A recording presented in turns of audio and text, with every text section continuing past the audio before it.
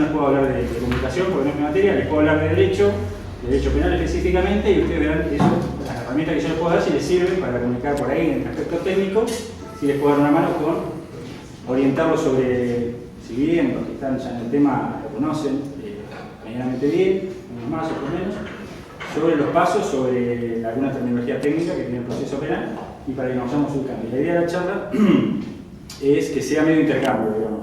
Yo voy a hablar de algunos temas, pero si hay dudas, si hay opiniones, si hay de manera ordenada, vamos, para que no sea tan aburrido, me van interrumpiendo y vamos conversando y vamos haciendo una especie de diálogo, ¿sí? Si les parece.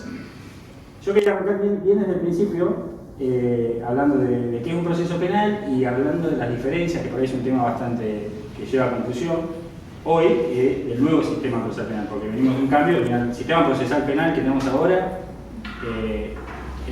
arrancó, digamos, su vigencia en agosto del año pasado, así que es muy nuevo para todos, funciona más o menos bien, a veces un poquito mal, porque no estamos adaptados, también los actores, los funcionarios judiciales tampoco, porque a veces por ahí tienen la cabeza también los funcionarios del sistema viejo y de cuáles son los roles, y entonces la policía también, los medios de comunicación también en algunos casos, ahora vamos a ver por qué, y arrancamos con eso. Y después de ver eso de cómo funciona el sistema general, vamos viendo los pasos del sistema nuevo y cuáles son los tipos de audiencia, para qué sirven y todo eso. Y ahí van a surgir dudas y ahí vamos a ver institutos concretos, no sé, audiencia de formulación de cargos, contra acusación, qué es cada cosa. Y como decía, los programas penal es, digamos, si se quiere, la cara más violenta de lo que es el sistema judicial, porque hay, digamos, violencia en el sentido de violencia institucional, incluso legal. ¿En qué sentido? Cuando nosotros sufrimos un daño por parte de otra persona, no tenemos el derecho a defendernos en el momento inmediato en el cual estamos por sufrir un daño. Si alguien entra a mi casa a robar, yo no puedo defender. Pero yo no puedo vengarme. La venganza, el monopolio de la venganza, lo tiene el Estado. Así se llama.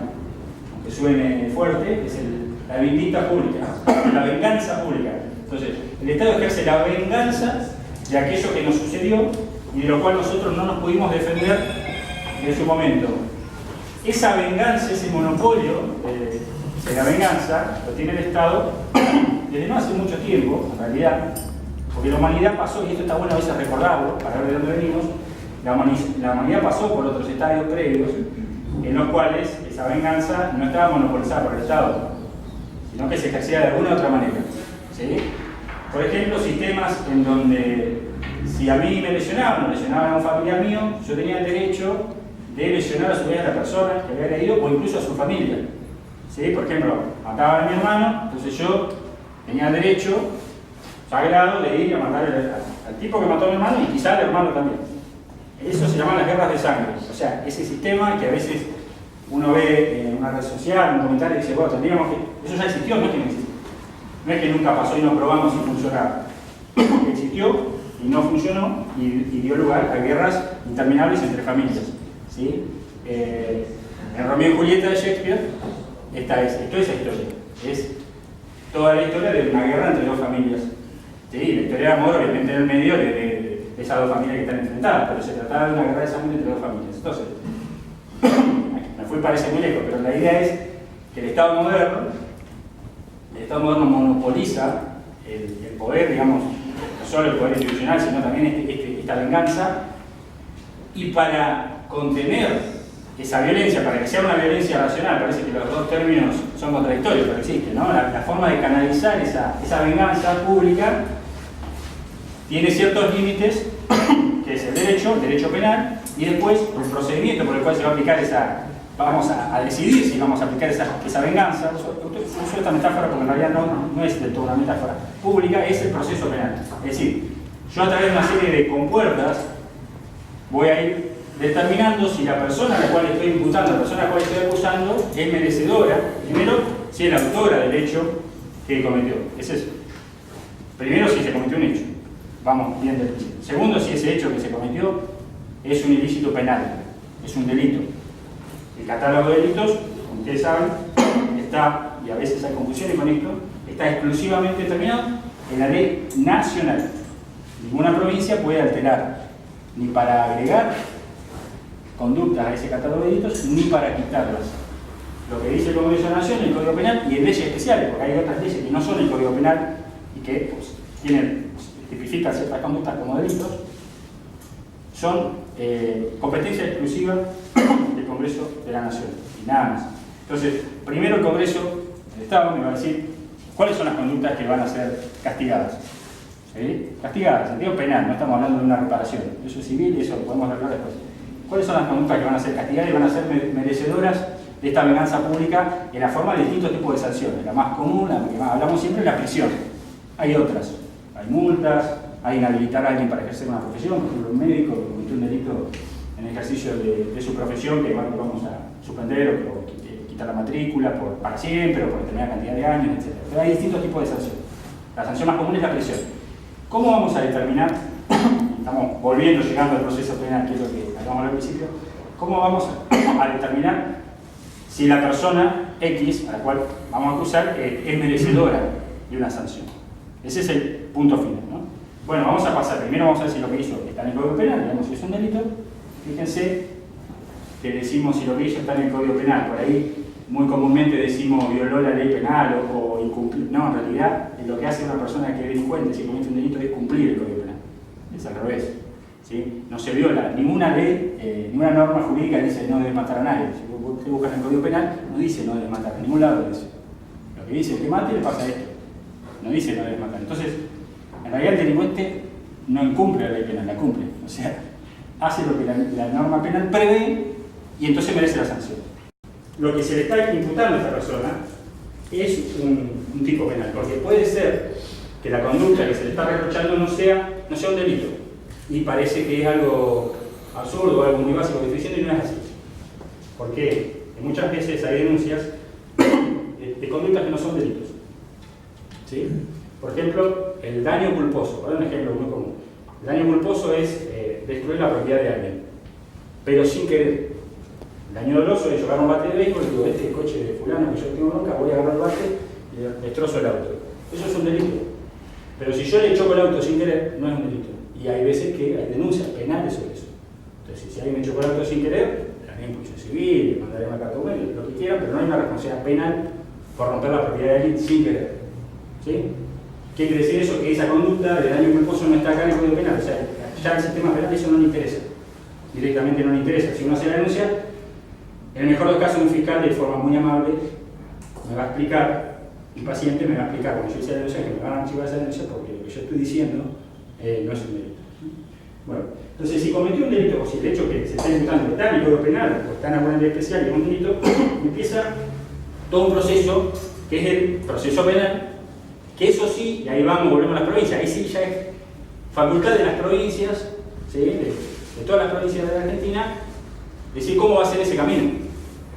Por eso todas tenemos el mismo Código Penal con las provincias, pero tenemos distintos sistemas procesales, distintas formas de determinar si la persona cometió ese delito, investigarla y cómo le vamos a achacar la responsabilidad y quiénes son los actores que están involucrados en eso, los actores institucionales, jueces, fiscales, qué tipo de jueces, ahora vamos a ver eso. Entonces, del Código Penal, ¿sí? Que es una ley de 1921, que obviamente no es que se quedó en el 21, sino que fue modificándose, algunos artículos, acá hay una cara, pero vamos a hacer una discusión sobre algunos artículos, pero el artículo del homicidio también es de 1921 y nadie se queja de eso. Y vamos al Código Procesal Penal. Y entonces, en este Código Procesal Penal tenemos uno por cada provincia y tenemos uno nacional. Entonces vemos que el sistema nacional tampoco es que no se aplica en la provincia. ¿Por qué se puede aplicar en el territorio de la provincia? Porque si los delitos son federales, por ejemplo en Viedma alguien comete un delito federal, por ejemplo el narcotráfico, entonces va a ser juzgado o investigado primero el juzgado federal y lo va a hacer a través del Código Procesal Penal de la Nación, no de Río Negro. Entonces en Viedma, digamos, por dar un ejemplo, podemos tener dos códigos procesales penales aplicables, el de la Nación, el delito federal, o el de las provincias. Por ejemplo, si se trata de personas, además del narcotráfico, tráfico de armas, etcétera, todos delitos federales, se va a aplicar a la Nación. Vamos a las provincias.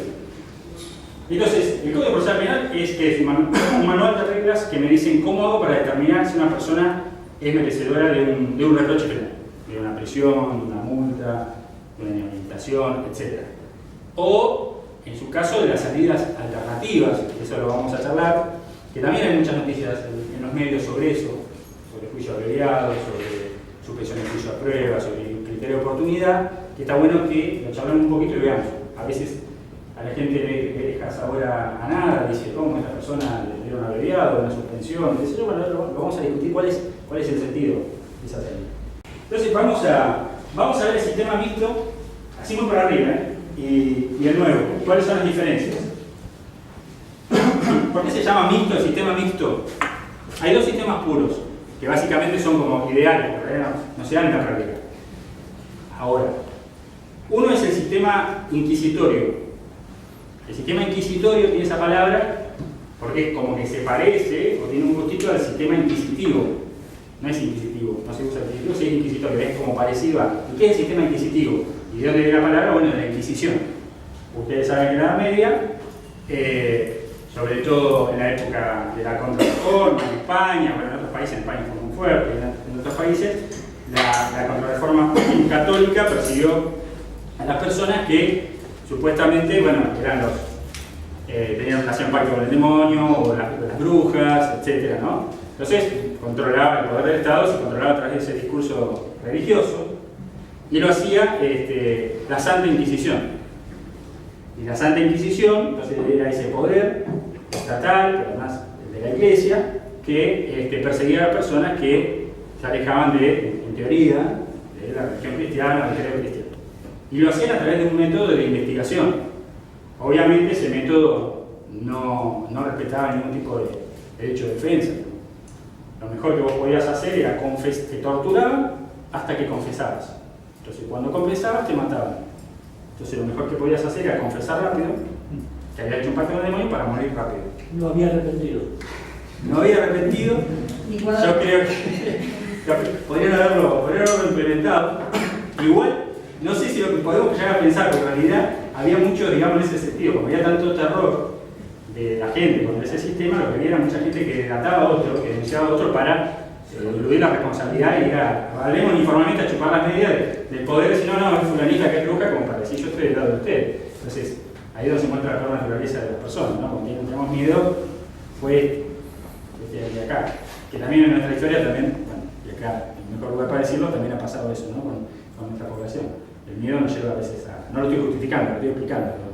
Que las personas, bueno, se ponen del lado del poderoso justamente por miedo a sufrir esa horrible consecuencia. Entonces, el sistema inquisitivo era eso, ¿no? La persecución de las brujas, por decirlo en el sentido más rápido. De hecho, estaba El martillo de las brujas, ese libro que, bueno, Zaffaroni cita mucho, que era toda una especie de manual para investigar y jugar a las brujas. ¿Sí? Entonces, el inquisitorio se llama así porque se parece, obviamente no es igual, pero se parece a ese viejo sistema. ¿En qué sentido se parece? En la figura del juez y en el rol del juez.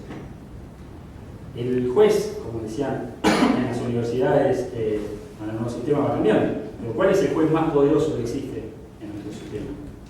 Si yo le pregunto a usted, ¿cuál es el juez más poderoso? ¿Qué dice? ¿Alguno? El Cámara, ¿alguna otra opinión? El Estado. No, el juez. De los jueces, ¿cuál es el que tiene más juez? Bueno, no, ahí está el tema. El juez de la Corte Suprema es el más encumbrado y el que puede revocar la sentencia y todo lo demás. Pero el más poderoso en términos reales es el juez de instrucción. El juez de instrucción, que es el que está más abajo en la escala penal, en realidad es el más poderoso. ¿Por qué es el más poderoso? El juez de instrucción es el que investiga, el juez de instrucción es el que inicia la causa, el juez de instrucción es el que te ordena un allanamiento, el juez de instrucción es el que te determina una prisión preventiva. El juez de cámara está cruzado de los brazos, no puede hacer absolutamente nada hasta tanto no le llegue ahí un expediente en el cual tenga que resolver una apelación. Pero mientras tanto no tiene poder de nada. Si yo voy por la calle y viene un juez de cámara y me dice, a vos te tengo cruzado, que te llegue un expediente mío, veo. Si un juez de instrucción me dice, a vos te tengo cruzado, ya ahí me pondría un poquito más nervioso. Porque ese juez que puede ordenar un allanamiento y mandarme a la policía a la hora mañana a mi casa. El juez de instrucción es el personaje más poderoso y lo sigue siendo en el sistema procesal penal de la nación. Los jueces de instrucción federal. Bonadío es un juez de instrucción. Y Bonadío, está bien, él puede hacer un procedimiento y después que la Cámara diga que está mal lo que hizo. Pero no volvemos al pasado. Lo que hace un juez de instrucción está hecho está. Después lo revocará en la cuestión jurídica, pero el tipo más poderoso. Y hablando de este tema, tipo con el que los medios de comunicación, el poder político, yo va a querer controlar, no es sé, van a decir, sí, obviamente va a haber después alguna cuestión de institución económica, pero el tipo que hay que tener en fila es el juez de instrucción. Porque ese es el tipo que está en la calle, ese es el tipo que habla con la policía. Ese es el tipo que, si es corrupto, va a cobrar protección a los cabarets, no digo cabaret por una cuestión de, digamos, los lugares donde hay trata de personas, en el sentido más grave, a los que están en el tráfico de estupefacientes. Ese es el tipo pesado del Poder Judicial, el juez de instrucción. Y el juez de instrucción es un tipo que te juzga y al mismo tiempo te investiga. Entonces, ahí está el sistema inquisitorio. ¿Cómo puede ser juez y escuchar mis argumentos de defensa si él me está investigando? Es mi investigador y a su vez mi juez. Si yo le digo que yo soy inocente, estoy diciéndole que la investigación que él está haciendo está mal. Entonces él está juzgando su propio trabajo. Dice, un juez de instrucción dice, yo creo que este tipo mató a fulanito, vamos a investigar, vamos a hacer allanamiento, vamos a ver. Y después el tipo dice, no, yo no fui ese. ¿Cómo vas a hacer vos si yo te estoy investigando? El juez de instrucción es el tipo que no, si te da la razón está yendo contra a la defensa, está yendo contra su propio trabajo. En general, estoy hablando, exagerando las cosas, pero para que se entienda. Entonces es un juez que es juez y parte al mismo tiempo. Es un investigador, te acusa y a su vez te tiene que juzgar. Es una situación incómoda o una situación muy cómoda, depende de qué punto de vista lo veamos. Entonces ese es el juez que el sistema nuevo vino a barrer. ¿Sí? Porque toda la doctrina hace muchísimos años dice, este juez no puede ser. No puede ser que un tipo que te investiga a su vez te juzgue. ¿No? Nunca va a ser imparcial. Lo que pasa con este sistema es que, hablando muy de forma sencilla, es 2 contra 1. Es 2 contra 1. Y este parte de la acusación es más poderoso de todo. Entonces era difícil. Y este sistema mixto, ¿por qué se llama mixto? Porque no es del todo inquisitorio, tiene algunos elementos, o sea, se fue morigerando. Podemos llamarlo sistema inquisitorio. Algunos dirían esto, no, esto ya tiene buena instrucción, ya es inquisitorio. La forma más suave de llamarlo es mixto. ¿Sí? Es un poco inquisitorio y un poco acusatorio, como el que tenemos ahora. Que tiene otros problemas, que ahora vamos a ver. Acusatorio.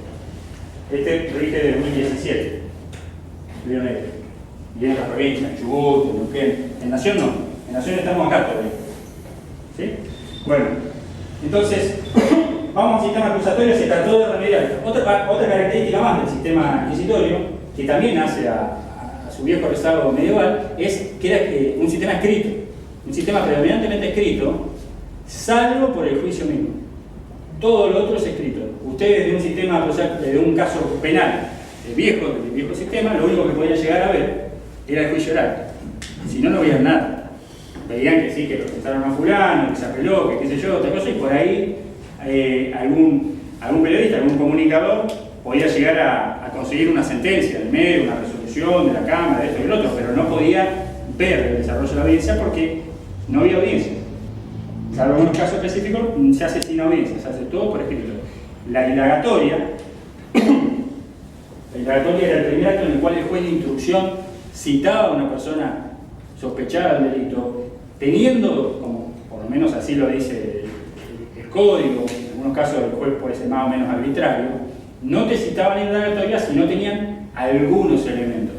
No se cita en indagatoria, como es un acto de violencia, como es un acto donde yo lo voy a sentar a la persona ahí y le voy a decir, mire, usted, fulanito, se le imputa de haber, que en el día tal y tal y tal, hizo esto y esto, cometiendo el delito de, robo con arma, por ejemplo, homicidio, abuso sexual, lo que fuera. Entonces, el indagado que estaba ahí, es una audiencia en la cual los medios no tenían acceso, podían saber de fuera qué pasaba, pero no se puede filmar, no se puede ver nada.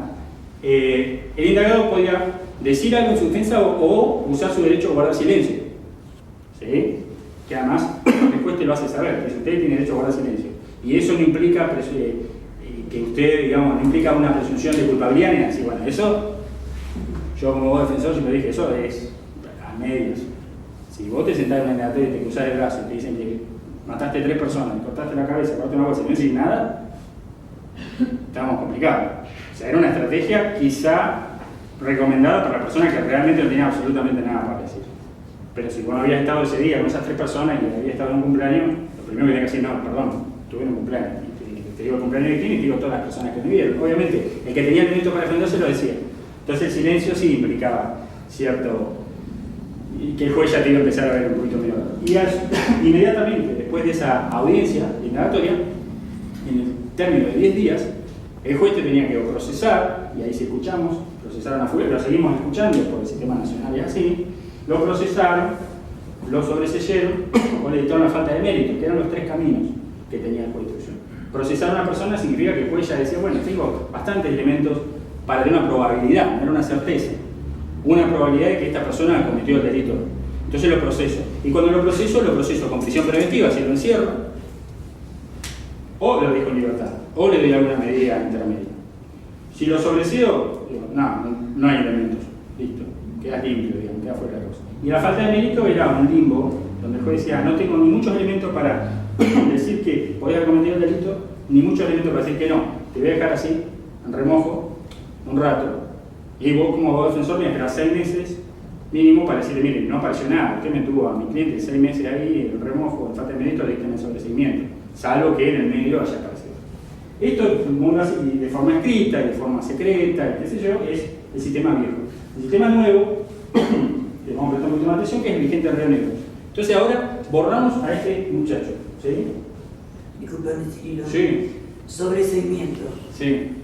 Se supone que porque no hay ningún elemento de prueba, etcétera, y lo dejan afuera. Hay varias causales sobre seguimiento. En realidad puede ser que no haya elemento de prueba, puede ser que el tipo demostró que realmente no estaba ahí, que el hecho no se cometió, me indagaban por un homicidio y después apareció la persona. Estoy poniendo un ejemplo muy feo para que se entienda. Caminando, entonces ni siquiera la necesidad de existir el delito, o que lo que me están acusando no era un delito, o eso que decís vos que es más un limbo que si no hay elementos suficientes. Y si después apareciera algo, ya está. Si se evita el sobreseimiento y queda firme, nadie lo recurre, ya está, es cosa jugada. Y recuerden, eso digamos ahí después, pero recuerden que algunas de las garantías, vamos echando, que en nuestro sistema, una de las garantías principales es no bis in idem. No bis in idem significa no de vuelta a lo mismo. Y quiere decir, no me pueden investigar 2 veces por la misma cosa. ¿Sí? Si me investigaron por una cosa y resulté sobreseído, ya está. Después me investigarán por otra cosa, entonces, pero no por eso. Bueno, vamos a reemplazar este juez de instrucción y vamos a poner a alguien que nos cae un poco más simpático, un poquito, que es el llamado juez de garantías. Juez de garantías. Interesante ver el nombre, que la semántica tiene todavía un valor simbólico también. Parece que sacar, en teoría, vamos a empezar por ahí, parece que sacamos un señor todo vestido de negro que no daba miedo, con un juez de garantía que después se viene con moño rosa o algo, porque se llama de garantía, se me viene a cuidar. Eso es, digamos, sería la función. También un juez de garantías que es simpático.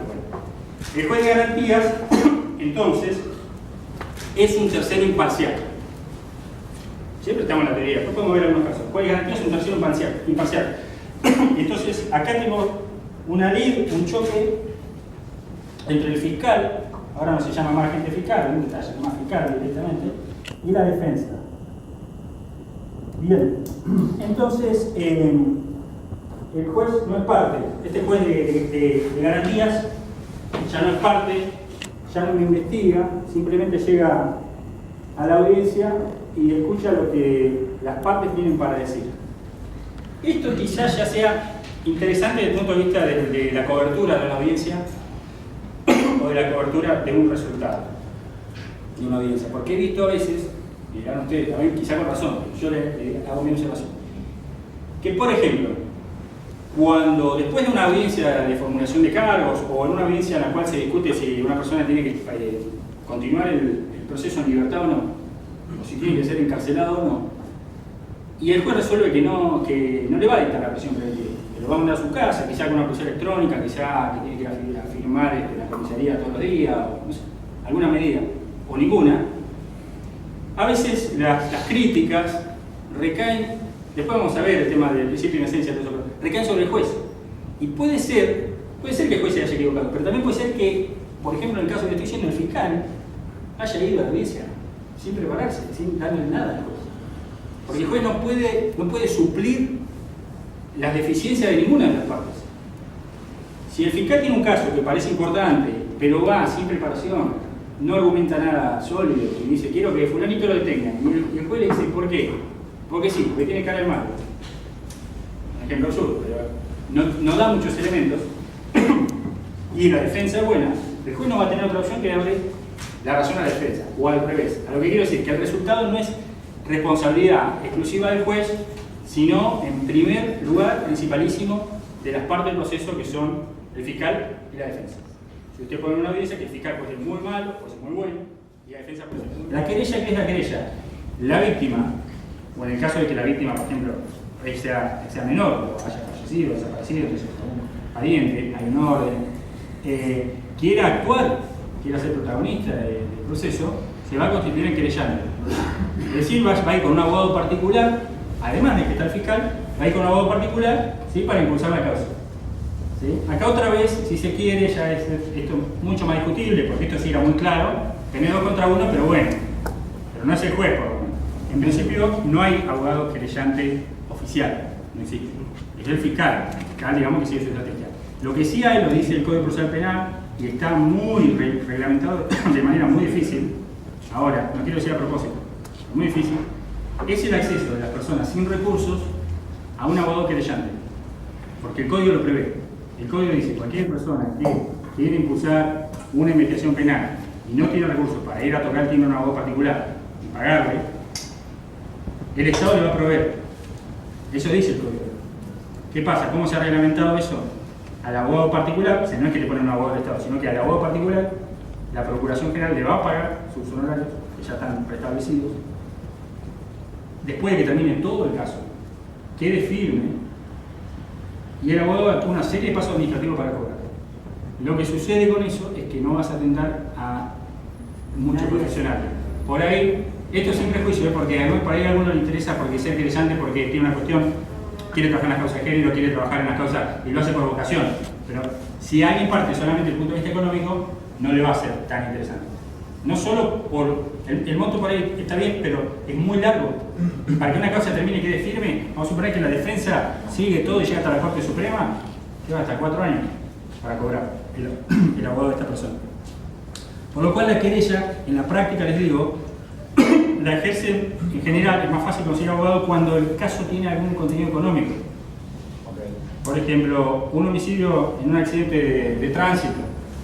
Entonces, ¿qué pasa? El abogado querellante te dice, bueno, también yo te agarro la querella porque después va a haber una responsabilidad civil y yo te voy a cobrar ahí. Le vamos a cobrar al seguro, le vamos a cobrar a fulano. O el tipo que estamos investigando tiene dinero, en algún momento va a hacer una oferta, no sé. Pero es un trabajo, digamos, arduo y que en general no se cobra bien o es difícil. Salvo que la persona tenga recursos. Pero no existe eso.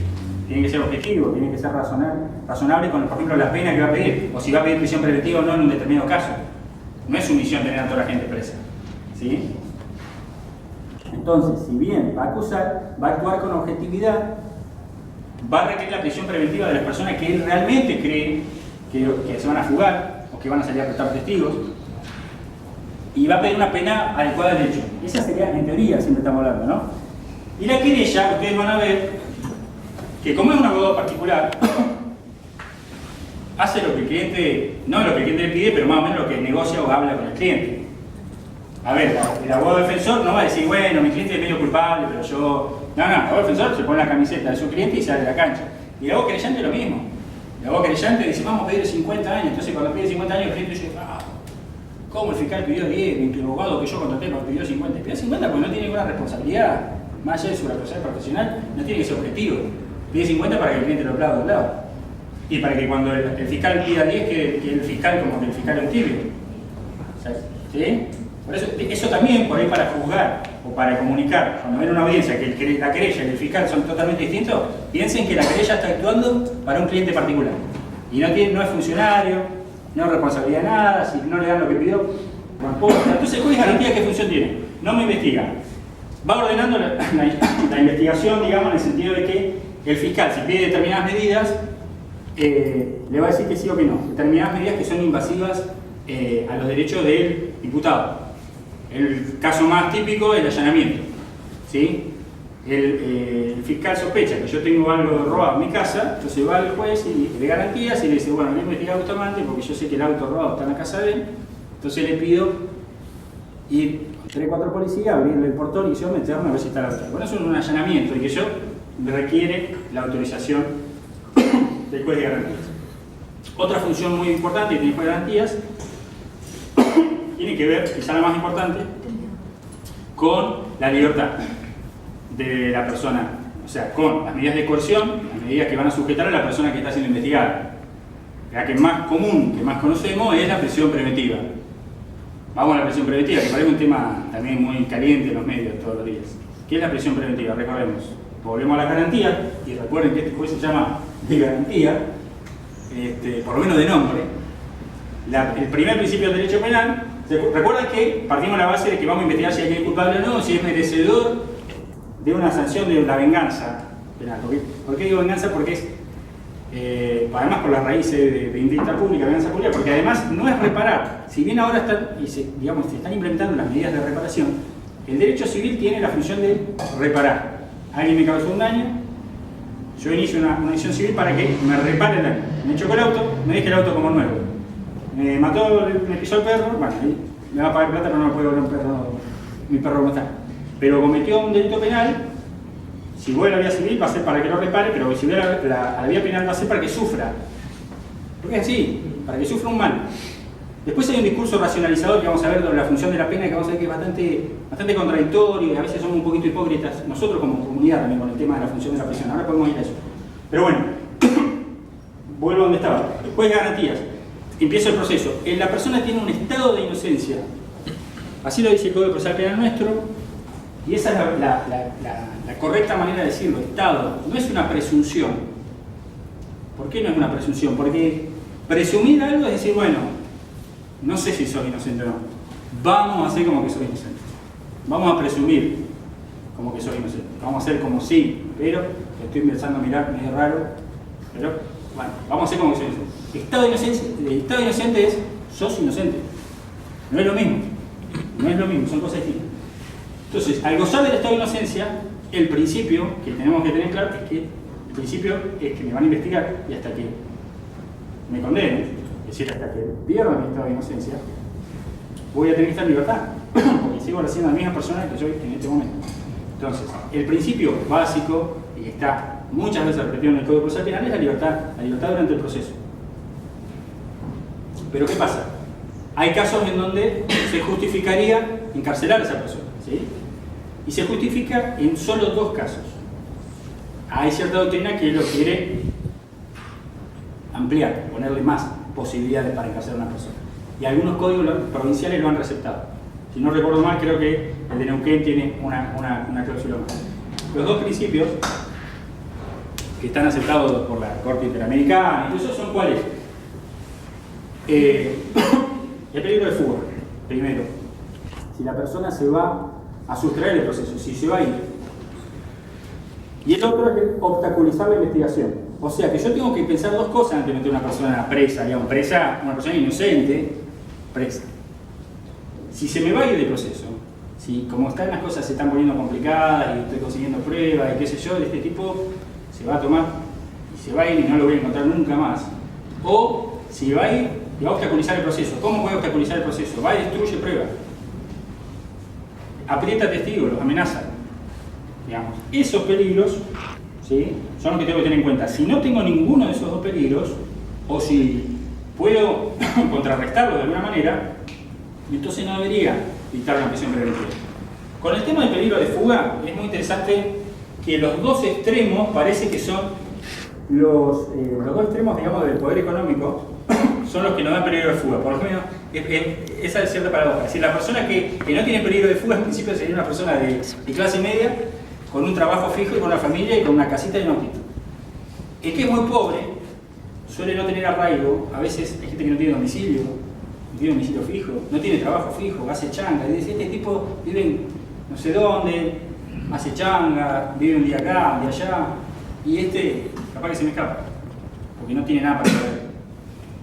Y el que tiene mucho poder económico al revés, tiene un helicóptero y no sé qué, y contacto en Europa y también se me escapa. Digamos, fíjense que esas son las dos situaciones en donde existiría mayor peligro de fuga, el que no tiene nada para perder y que tiene muchísimo, digamos, poder como para irse a la frontera sin que no descubran, refugiarse en algún lado y vivir de la plata que tiene. Tiene más poder para entorpecerlo. Tiene más poder para entorpecerlo. Bueno, estaba en el peligro de fuga. Ahora vamos a decir el poder para entorpecer. Sí, en el peligro de fuga, esos son los casos más extremos. El poder económico es uno. El poder político es uno muy importante, porque la persona que está en una función pública tiene influencia, tiene poder. Vamos a suponer que un delito contra la administración y sigue siendo el jefe de una oficina, que dice, che, tráeme el expediente de licitación tal, fulano, llama al proveedor llama al contratista y acomoda todo, o trata de acomodar todo para que no descubran lo que hizo, porque sigue teniendo influencia. Entonces, el poder económico, como decís vos, el poder político y obviamente aquellos que pertenecen también a asociaciones ilícitas, digamos, grupos mafiosos donde además tienen el poder, digamos, de amenazar a gente en su vida, en su integridad física, ¿no? Y ir a apretar realmente el testigo o mandarle a alguien a hacer algún tipo de pelea. A veces no es tan así, no es tan en esa escala, pero se ha visto así acá, que hay personas que estaban gozando del derecho, digamos, para permanecer en libertad, casos de corrupción de menores, por ejemplo, y se mandaron una macana, trataron de hablar con fulanito, o que fulanito vaya y ahí, después de eso, recibieron la prisión preventiva. Bueno, estaba hablando de las funciones juez garantías. Decidir sobre la libertad de la persona, decidir sobre algunas medidas más extremas que va a pedir el fiscal y que son las que requieren, porque el fiscal investiga sin pedir permiso, salvo algunas cuestiones. Salvo, por ejemplo, allanamiento, salvo que tenga que anticipar alguna prueba antes del juicio. Por ejemplo, que vemos todos los días, cámara Gesell. Cámara Gesell se hace antes del juicio y se hace delante del juez de garantías. Tiene que estar el juez de garantías, me autoriza, cito a las partes, cito a la defensa y hago la cámara Gesell. Se la voy a pedir al juez de garantías. Bueno, vamos a los tipos de audiencia para ir acelerando un poquito esto y pasar a todo el mundo. ¿Cómo es lo que se está? Sí. Y la pena también requería del... Bueno, la pena requerida del fiscal va después en el control de acusación. Acá yo entiendo que no es la calificación jurídica, sí. La pena requerida sí es un elemento muy importante de otra audiencia que viene ahora un poquito después. Acá le da la calificación. Dice homicidio, homicidio agravado, abuso simple, robo con armas, lo que fuera. Algunas defensas puedo poner la defensa, valga la redundancia ahí, si el caso está prescripto, si lo que están diciendo que no es un delito, está contando algo, dice el fiscal, como un caso absurdo, este señor sin querer chocó el auto de fulano. Señor, ya vimos que un daño culposo no es un delito. Ah, bueno, a usted le parece gracioso, pero hubo casos. Hubo casos acá. Quizá no un fiscal, quizá una querella autónoma formuló los hechos de una manera que no era un delito. Puede pasar, todo puede pasar. Diciéndolo en la audiencia mientras estaba... Bueno, claro, a Eduardo Canela se le impuso y yo le vengo como querella autónoma, porque recuerden ahora que si el fiscal se baja, entre comillas, digamos, si el fiscal no quiere acusar, en nuestro sistema nuevo, un abogado particular, digamos, puede, con la víctima o pariente de la víctima, impulsar la investigación igual. Entonces actúa como si fuera el fiscal, queda solo la querella contra la defensa. Con los recursos privados, ¿no? Con los recursos privados, es muy difícil, es una tarea, pero bueno, ahora vamos a ver eso.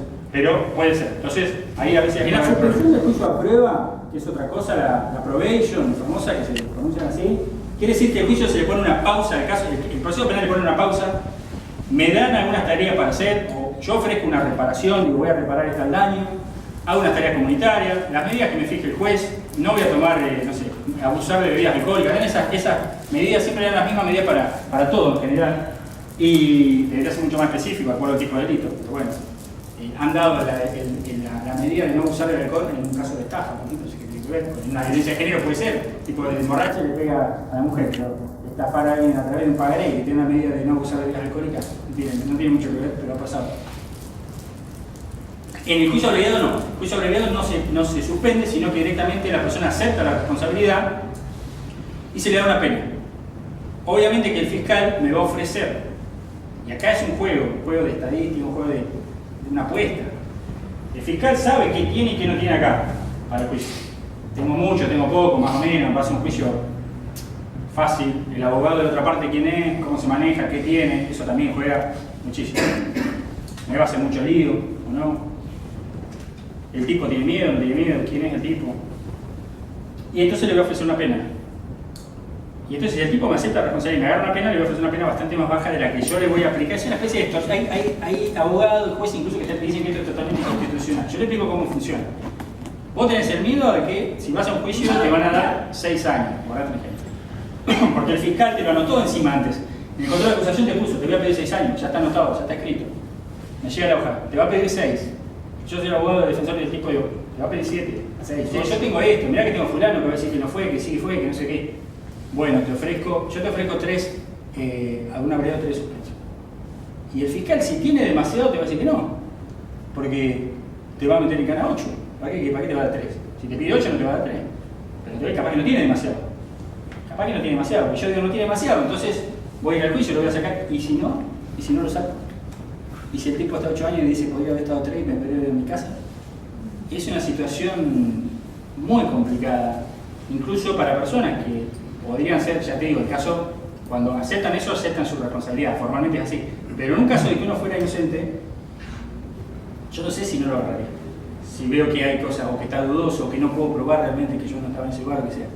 ¿Me voy a arriesgar a ir 8 años preso? Pero hay un factor clave también, el tema de la querella y que acepte.